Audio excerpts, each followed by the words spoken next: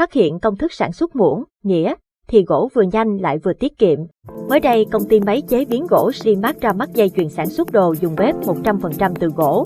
Đây được xem là bước tiến lớn trong phân khúc đồ dùng bếp, sản phẩm đúng lúc phù hợp với xu hướng bảo vệ môi trường và an toàn cho người sử dụng.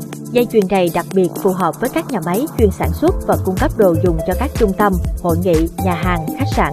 Dự kiến đây sẽ là dòng sản phẩm tiềm năng và hỗ trợ tiết giảm đi phần lớn chi phí.